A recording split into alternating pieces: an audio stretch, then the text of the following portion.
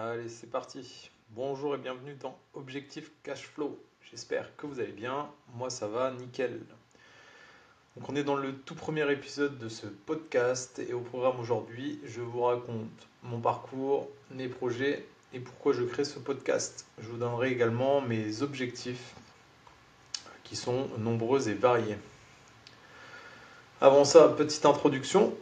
Donc, je m'appelle Loïc, je suis kiné et investisseur immobilier. Je documente dans ce podcast mon parcours dans l'investissement immobilier, c'est-à-dire mes opérations, mes réussites, mes chiffres, mais aussi bien entendu mes difficultés et mes échecs. Tout cela avec un maximum d'authenticité et de transparence pour que vous puissiez vous aussi profiter de mes expériences et de mes apprentissages. Bien sûr, il faut préciser, ce podcast n'est pas un conseil d'investissement, il relate simplement mon parcours. Voilà, donc ça c'était pour la petite introduction un peu préparée, on va dire.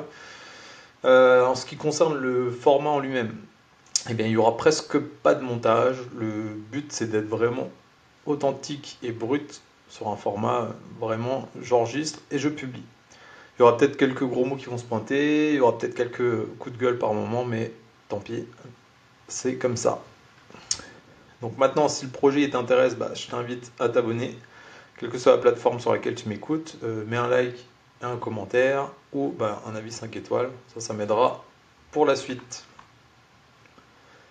Alors, sujet du jour. Aujourd'hui, on va parler de mon parcours personnel et pourquoi, en fait, l'immobilier s'est mis sur ma route, on va dire. Et un petit peu pourquoi ce podcast, j'en ai parlé, et mes objectifs. Je finirai également par t'expliquer un petit peu la routine que je mets en place pour justement réussir ces objectifs. Allez, je bois un coup et c'est parti.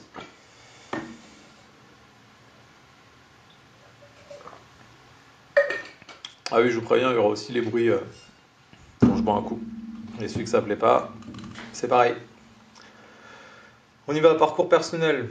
Alors, désolé de décevoir tous les fans de Yomi Denzel et tous ces gadgets un peu sur Internet. Moi, j'ai eu une enfance à peu près classique. J'ai pas manqué d'argent. J'ai pas été hyper gâté non plus. Mes parents viennent de la classe moyenne. Ce qui m'a amené donc à faire infirmier au départ. Et c'est seulement il y a quelques années donc, que j'ai effectué une reconversion pour devenir kiné. Donc, à l'heure actuelle, je suis kiné dans l'est de la France. Et pourquoi je vous parle de ça? Parce qu'en fait, il y a une période, donc pour devenir kiné en France, il faut faire ce qu'on appelait à l'époque la PACES, maintenant ça a changé, mais en gros c'est le concours de médecine. Et ça a vraiment été un moment décisif dans ma vie, pour plusieurs raisons. La première, c'est que j'en ai chié comme pas possible. Parce que j'ai repris avec les sorties de diplôme, les sorties de bac, pour reprendre les maths, etc. Des trucs que j'avais pas fait pendant des années. C'était vraiment chaud. Après, voilà, ça s'est passé, donc tant mieux. Je pense qu'il faut quand même avoir des capacités de mémoire assez élevées pour réussir ce genre de concours, parce que malheureusement, ça joue quand même pas mal sur la mémoire, mais ça joue également énormément sur la détermination et surtout la capacité à travailler. Et donc dans la capacité à travailler, il y a plusieurs concepts qui sont importants, notamment la productivité, la routine, le fait de pouvoir répéter un certain nombre de fois, mais là en l'occurrence c'est 2 fois 3 mois à peu près, euh, des efforts un peu acharnés. Et également la capacité à pas douter, parce qu'en fait on bouffe beaucoup trop d'énergie à douter. Donc si tu es dans cette situation-là par rapport à un concours ou autre, pour moi en tout cas un des secrets dans ce genre de situation, c'est justement de ne pas douter, pas bouffer d'énergie inutile là-dedans, et vraiment se focaliser sur le fait de donner le meilleur de soi-même simplement, et il n'y a pas de raison que ça se passe mal après. Donc, comme je vous l'ai dit, je me suis renseigné sur la productivité, etc. Et en fait, ça m'a assez vite amené dans d'autres concepts, notamment le concept de l'entrepreneuriat, le concept de l'investissement, Enfin voilà, pas mal de choses comme ça. Alors là, je vais faire un peu un raccourci, hein, parce que forcément, ça s'est pas fait en un jour, hein. Bah, ça a été des mois, principalement de consommation sur YouTube dans un premier temps, puis à lire quelques livres. Celui qui m'a vraiment pété le casque, moi perso, c'est Père, Père riche, Père pauvre, ou l'inverse, je sais plus, de Robert Kiyosaki. Alors pas très original, hein, vous me direz, mais vraiment celui-là, c'est celui qui m'a pété le casque en fait, et qui m'a fait ouvrir les yeux sur plein de choses. Plus dans le domaine de l'entrepreneuriat, mais on va le voir, le domaine de l'immobilier, c'est un petit peu la même chose. Donc ensuite, on en vient donc à pourquoi l'immobilier comme principal véhicule d'investissement. Alors, pour plusieurs raisons. La première, c'est que je pense qu'on est dans le pays où on a un levier bancaire le plus exceptionnel du monde, avec des demandes d'apport notamment qui sont hyper faibles, des capacités d'endettement qui sont hallucinantes si on sait s'y prendre. Et donc, alors pour ceux qui ne comprennent pas forcément, parce que là c'est des notions un petit peu avancées, en gros le principe du levier bancaire c'est euh, aujourd'hui j'ai zéro prêt, donc j'ai zéro actif, enfin j'ai zéro patrimoine, rien.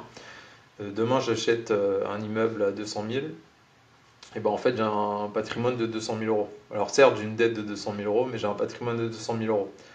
Et en fait si ce patrimoine par exemple s'autofinance ou voire même rapporte de l'argent, et ben en fait c'est comme si j'avais quand même 200 000 euros que je vais petit à petit rembourser, mais en plus de ça, bah, je peux faire travailler l'argent avec les loyers, etc. Et en fait, ce principe du levier bancaire, il est incroyable, parce qu'en fait, si j'emprunte 1 million, bah, en fait, je suis millionnaire en quelque sorte, avec un endettement d'1 million. Mais ça veut dire que ce million qu'on me donne, je peux le faire travailler, alors que bah, si le principe du levier bancaire n'existait pas, et ben, en fait, pour être millionnaire, il faudrait générer vraiment 1 million de vrai argent, quoi. Et ça, en France, c'est assez exceptionnel. Alors, il y a quand même des conditions hein, pour ça, bien sûr, mais on n'est pas là. En tout cas, cet épisode-là, c'est plus un épisode de découverte, donc je vais pas faire un cours là-dessus. Dites-moi si ça vous intéresse, en tout cas, si vous voulez que je creuse un peu le sujet. Ensuite, donc pourquoi l'immobilier? L'immobilier, il y a plusieurs façons de faire de l'argent, et beaucoup en oublient certaines. La première, donc, c'est la plus-value latente, c'est-à-dire que si on prend quasiment n'importe quelle région de France, un bien immobilier par exemple à 100 000 euros, si on attend 20 ans, et ben, en fait il va naturellement prendre de la valeur, par exemple 120 000 euros au bout de 20 ans, je sais pas. Et en fait, et ben, juste en ayant investi dans la pierre, comme disent les anciens, en fait on a simplement déjà un phénomène d'enrichissement. Puisque en fait la plus-value latente, elle suit les marchés. Et les marchés en général, donc il y en a trois principaux, on va dire. Il y a l'immobilier, la bourse et les matières premières, l'or, les choses comme ça. Et en général, si on est un peu dans les trois, on, on minimise fortement le risque, parce que bah, c'est très rare que les trois descendent en même temps en fait. Et celui, en tout cas historiquement, qui a le moins bougé dans le mauvais sens, c'est l'immobilier. Donc première façon de faire de l'argent en immobilier, la plus-value latente. C'est-à-dire que le jour où on revend son bien, on le revend plus cher que ce qu'on l'a acheté, à condition bien sûr d'avoir fait les travaux nécessaires pour le garder dans le même état. Ensuite, il y a le remboursement du capital.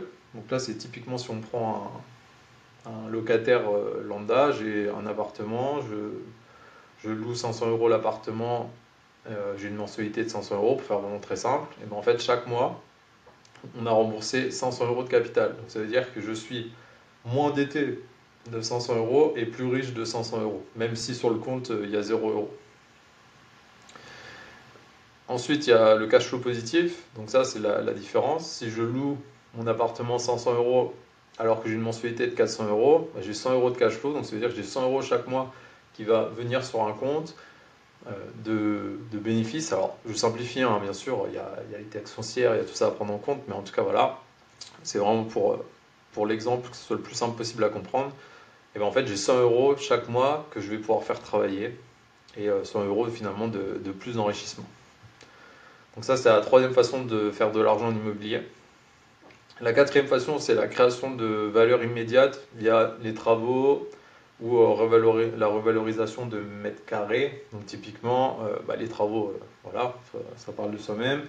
Et la revalorisation de mètres carrés, j'entends par là, par exemple, on achète, je sais pas, un appartement au dernier étage, donc on achète le plateau, admettons, et en fait, collé à l'appartement, il y a un grenier qui n'a pas été exploité. Et ben, en fait, si on aménage ce grenier, on va gagner des mètres carrés.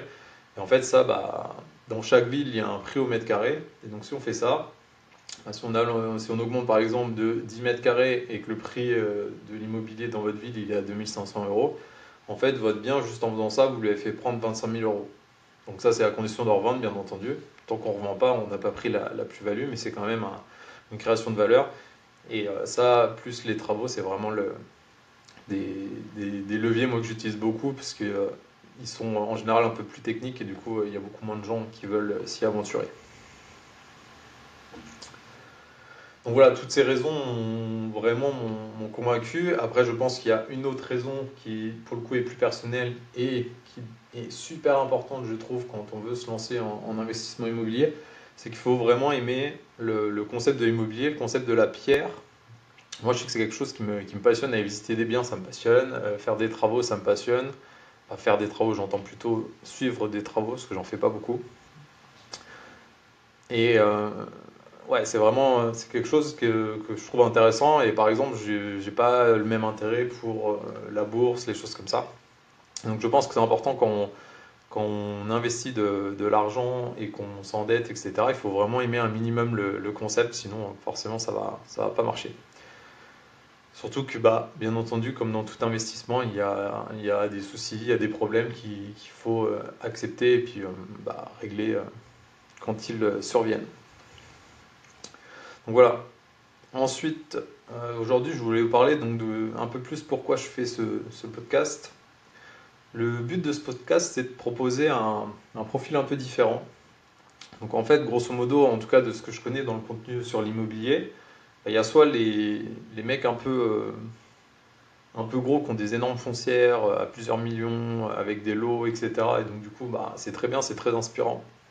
Par contre, je trouve que quand on démarre, ils parlent de problématiques qui sont vachement plus avancées en général. Et après, au contraire, donc il y a ceux qui sont peut-être un peu plus abordables, etc.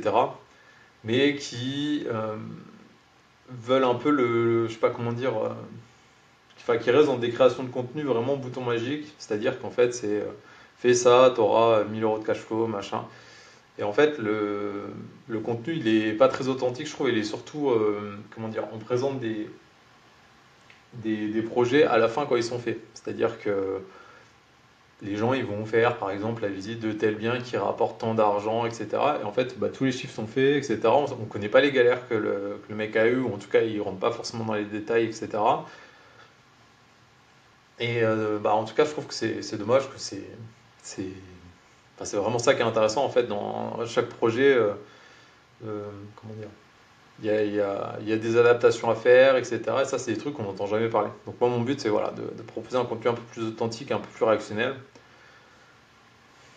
Donc le but, ça va être de créer des projets. Et en fait, ce podcast va vraiment documenter étape par étape les projets. Donc à l'exception de cet épisode-là, où c'est plutôt un épisode un petit peu de présentation, on va dire. Donc ensuite, on va passer sur mes objectifs. Je bois un coup et on attaque.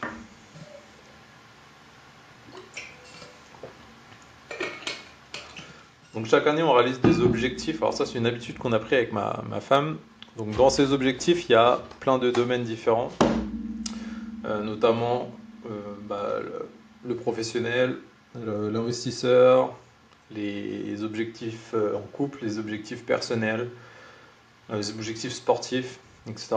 Alors le but, c'est pas que je vous les donne tous. De toute façon, déjà, il y en a que je veux garder privés. Mais je pense que parmi les objectifs qui sont susceptibles de vous intéresser, il y a quand même les objectifs de sport, les objectifs d'investissement bien sûr, qui vont être intéressants. Alors pourquoi les objectifs de sport? En fait, je trouve qu'il y a beaucoup de comparatifs entre la pratique d'un sport et la pratique de l'investissement immobilier. Il y a énormément de similitudes et l'un est très complémentaire avec l'autre. Et je pense que c'est vraiment une bonne chose en fait de se mettre des objectifs dans les deux côtés, parce que le sport va ramener plein de bonnes valeurs, plein enfin, je sais pas comment m'exprimer, je saurais pas comment l'expliquer exactement, mais en fait, quand on s'améliore personnellement dans quelque chose, donc que ce soit le sport ou autre, hein, moi je parle beaucoup du sport parce que j'utilise vraiment ce levier-là, mais en fait on s'améliore également dans les autres facettes de sa vie et notamment l'investissement immobilier. Et en plus de ça, bah, ça permet, il y a quand même des zones de stress, des moments un peu clés dans l'investissement. Et je trouve que la meilleure façon justement de gérer ça, etc., c'est de mettre en place des objectifs un peu de sport avec comment on appelle ça? Des échéances. Alors, je les reprends en même temps devant les yeux. Ok, ok, ok.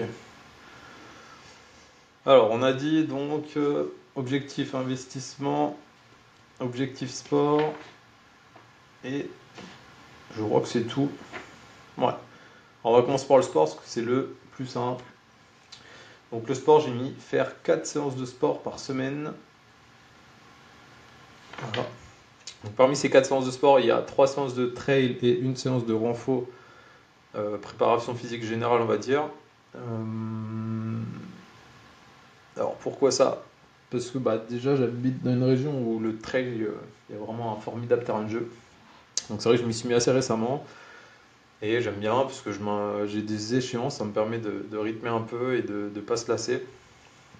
Donc voilà, c'est un sport que je pratique pas depuis longtemps, mais vraiment qui m'éclate beaucoup. Et je trouve que notamment les séances de fractionnés, etc., pour se vider la tête, c'est vraiment top. Donc du coup, c'est pour ça que j'accorde vraiment mon maximum de focus là-dessus. Donc les 4 séances, c'est minimum. Bien, il y a des semaines où j'en fais plus. Après, là, de par mon métier, j'ai une forte activité physique aussi et sportive. Donc voilà, je l'adapte en fonction de la fatigue. Mais en tout cas, je me tiens tout le temps à ces minimum 4 séances là par semaine.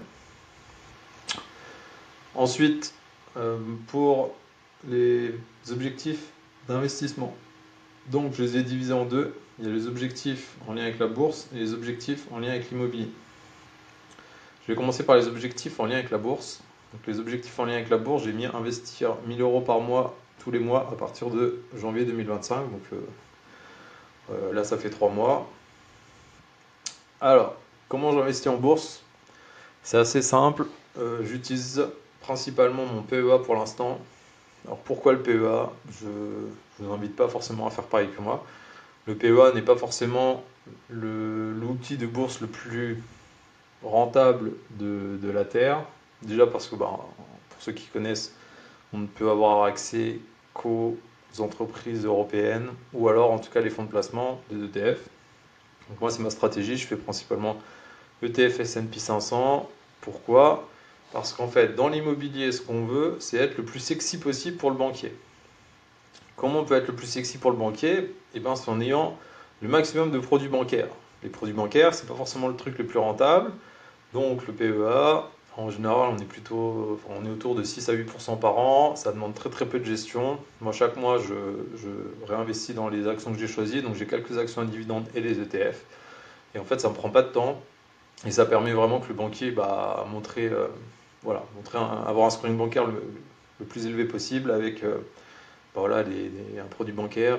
Le banquier, il est content. Moi, j'investis tous les mois. Donc mon PEA, il est ouvert depuis plus de 5 ans.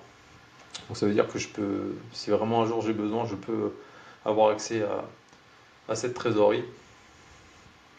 Et donc voilà, c'est à peu près ma stratégie d'investissement en bourse. Donc c'est pas le plus passionnant, mais en même temps, on est dans un podcast immobilier et pas un podcast bourse. Ensuite, donc les fameux objectifs immobiliers.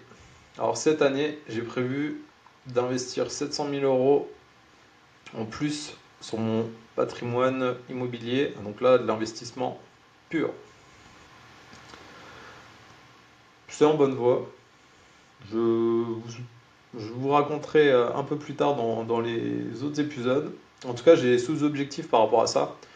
Parce que donc là, c'est les objectifs généraux. Bien entendu, il faut des petits objectifs. Je ne les ai pas tous dit. Hein, pour la bourse, par exemple, j'en avais 3 à chaque fois des petits objectifs. Là, je vais vous donner ceux de l'immobilier parce que c'est les plus intéressants. Donc les sous-objectifs pour acquérir 700 000 euros, c'est réaliser 4 visites par mois, continuer de se former en trouvant une formation notamment avant juin 2025. Donc voilà pour les objectifs. Et donc maintenant pour ceux que ça intéresse, je vais vous raconter un petit peu quelle routine je suis pour réussir ces objectifs. Alors je vous préviens, moi j'ai une routine un peu robotique. Donc là c'est pas pour faire du sensationnalisme, je vous promets que c'est vraiment ce que je fais tous les jours. Donc ça commence le matin, lever entre 5h et 5h45. Donc c'est-à-dire que j'ai un réveil à 5h45 au cas où, mais en général j'arrive à me réveiller tous les jours avant le réveil et sans réveil, ce qui me permet de vraiment être en forme. Alors vous allez voir pourquoi en fait j'arrive à faire ça et comment surtout j'arrive à faire ça. 5h45, les jours où il y a séance, ou les jours de la semaine, on va dire. Mais on va commencer les jours de la semaine parce que le week-end c'est un petit peu différent. Donc du lundi au vendredi, je vous rappelle, je suis kiné libéral, je travaille à peu près de 7h30 ou 8h le matin jusqu'à à peu près 7h30 ou 8h le soir. Grosso modo 12 heures d'amplitude. Donc levé entre 5h et 5h45, je vais faire mon sport à jeun. Alors oui, certains diront que c'est bien, certains diront que c'est pas bien. Moi je pense que c'est personnalisable. Comment dire, je pense que j'utilise très bien ma filière énergétique lipidique, ce qui ne me pose pas du tout de soucis. Je ne fais jamais de malaise si je force le matin, donc moi ça me convient très bien. Donc je fais ma séance de sport, à peu près 1 heure, ce qui m'amène entre 6h et 6h45. 6h45 c'est vraiment le max, après c'est un peu la course. Une fois arrivé là, donc je rentre, je prends ma douche et je fais mon petit déjeuner. Le petit déjeuner toujours hyper calorique entre guillemets, à savoir 4 œufs, des glucides, ça peut être du pain, ça peut être des pancakes, ça peut être suivant, j'aime bien varier, des fruits toujours, et des compléments alimentaires. Compléments alimentaires, oméga 3, complexe de vitamines, vitamine D, vitamine C quand je me sens un peu fatigué, et je crois que c'est déjà pas mal. Oui. Donc voilà, je mange, je me douche, je ne sais plus si je l'ai dit, et je vais au cabinet, donc là où j'ai quelques consultes. Donc après, grosso modo, les consultes, je ne vais pas rentrer dans les détails. Dans la journée, en général, j'ai toujours des petites choses, j'arrive toujours à... par exemple, si j'ai un patient qui ne vient pas, des choses comme ça, en fait, c'est là que j'essaye de régler les petits soucis, les devis, les visites, les machins, enfin voilà. J'ai jamais une journée qui se ressemble vraiment par rapport aux autres, mais grosso modo, voilà, c'est ça. Jusque donc 19h30, 20h. Et je rentre le soir. Alors là, vous allez être un peu choqués. C'est assez chronométré. Je rentre. De 20h à 21h, j'arrive à manger, me doucher et aller au lit. Je m'endors entre 21h et 21h15 maximum en général. 22h vraiment quand je suis un peu décalé, mais du coup je me lève un peu plus tard. Mais en gros, voilà. La seule façon que j'ai trouvé en gros pour me réveiller sans réveil et être en pleine forme tout le temps, c'est ça. Il faut se coucher super tôt. Moi je sais que j'ai besoin des 8 heures de sommeil pour vraiment me réveiller sans réveil. C'est la seule façon dont je l'ai. Donc ça c'est pour la routine, on va dire, du lundi au vendredi. Donc c'est assez costaud. Et après, donc par moment, je vous dis dans la semaine, j'ai soit des visites, soit des rendez-vous de vie, des choses comme ça qui se grèvent dans mon agenda. Disons que le fait d'être kiné libéral, ça laisse un petit peu de liberté par rapport à ça, puisqu'on on gère notre propre agenda. Ensuite, le week-end. Donc le week-end, c'est un peu plus cool. Je me lève toujours à la même heure. Ça, c'est pas gênant, à part vraiment si je sors, bien entendu. Mais grosso modo, si j'ai un week-end tranquille, avec rien de particulier, je me lève à la même heure. Et donc là, principalement le samedi matin, je réalise ma compta. Tout ce qui est devis, tout ce qui est les visites artisans et choses comme ça, j'essaie de beaucoup les mettre. Les travaux immobiliers, en général, j'en fais pas beaucoup, mais le lot que je garde, c'est la démolition. Donc souvent, le samedi, voilà, ça passe par ça. Et sinon, après, on profite, bien sûr, le côté social, etc. Le week-end, j'essaie de couper quand même beaucoup plus. Voilà à peu près ma routine. Donc comme vous l'avez vu, hein, c'est pas sexy, hein. Mais c'est pas mon but, c'est pas d'être sexy. C'est juste de vous expliquer concrètement comment on peut aligner un certain revenu. On le verra après, parce que forcément la capacité d'emprunt est liée au revenu, donc il faut travailler quand même beaucoup. Donc moi je fais beaucoup d'heures de kiné justement pour avoir une capacité d'emprunt élevée. Et notamment, c'est pour ça que mon objectif c'est d'investir 700 000 euros cette année. Et également tout en avançant dans l'immobilier, etc. Donc voilà, il n'y a pas de secret en fait, il faut charbonner. Bien entendu, je ne ferai pas ça toute ma vie avec autant d'intensité. Le but c'est une fois qu'il y aura un certain nombre de biens qui tournent avec une certaine trésorerie qui s'est mis en place, etc. Je pense que je pourrais également ralentir. Voilà, c'était à peu près ce que j'avais à dire dans ce premier podcast. Je pense qu'on arrive à la fin. Avant de conclure, j'aimerais que tu me dises où tu en es dans ton parcours d'investisseur. Là, si tu as écouté jusque-là, ça fait à peu près une demi-heure qu'on tourne. J'aimerais bien savoir, est-ce que tu as déjà investi en immobilier? Quelle stratégie tu as réalisée? Résidence principale en aller-retour, par exemple? Est-ce que tu es plutôt marchand de biens? Est-ce que tu es plutôt du longue durée, du courte durée? Raconte-moi dans les commentaires, ça m'intéresse pour savoir un petit peu qui finalement écoute juste un gars qui parle dans un micro absolument sans montage et de ce qui se passe dans son parcours. Et profites-en aussi pour poser un like si tu es sur YouTube, un commentaire. Et si tu es sur une plateforme d'écoute, un avis 5 étoiles, ça m'aiderait beaucoup. On se revoit au prochain épisode. Ciao!